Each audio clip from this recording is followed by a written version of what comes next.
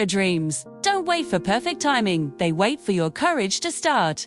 This is the story of a boy who proved it. It was a scorching afternoon in a small village, surrounded by golden fields of wheat. A 12-year-old boy named Arun sat on his rooftop, watching the sun sink behind the mountains. Evening, he'd sit there, his heart whispering a secret dream. One day, I'll go beyond those mountains. Arun's father was a kind but tired farmer.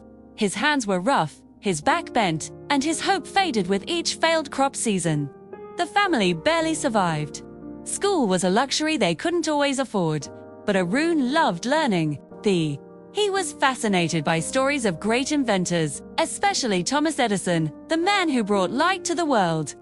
One night, during another power outage, Arun looked at the flickering oil lamp and whispered, "One day, I'll make something that never lets people live in darkness again."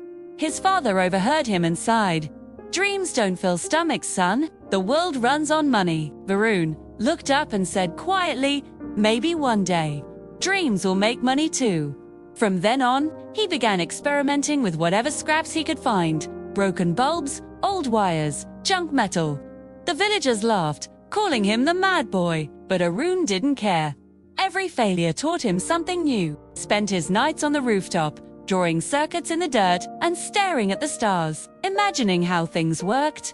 His mother would scold him, "You'll ruin your eyes with all this nonsense." But he'd just smile and reply, "Ma, I'm not looking at nonsense, Sim, looking at possibilities." One summer, his school announced a science fair. The prize was a high school scholarship, Arun's only chance. He decided to build a solar-powered lantern that could store sunlight and glow for free at night. He had no money, no materials, and no guide. Still, he refused to give up. He collected thrown-away items from junk shops and borrowed old batteries. His tiny hands turned black with grease and burns. He failed again and again. The bulb wouldn't light, the panel wouldn't charge. One night, after countless attempts, he sat in tears. "Maybe I'm not meant for this," he whispered. He looked up, but the stars were hidden behind clouds. Just then, lightning flashed across the horizon, bright, fierce, unstoppable. In that moment, something inside him reignited. If lightning can light up the sky, he thought, then I can light up my world. Tried again the next morning, adjusting wires and rewiring circuits. Days later, as the sun began to fade, his small lantern flickered and then glowed steadily. A warm golden light filled the room. Arun jumped with joy, shouting, "It works! It finally works!" His parents rushed in. His mother gasped, her face glowing in the light, too. His father stood silently, then smiled for the first time in months. "You did it, son," he said softly. "You brought light." At the science fair, surrounded by fancy projects, Arun stood nervously with his simple lantern.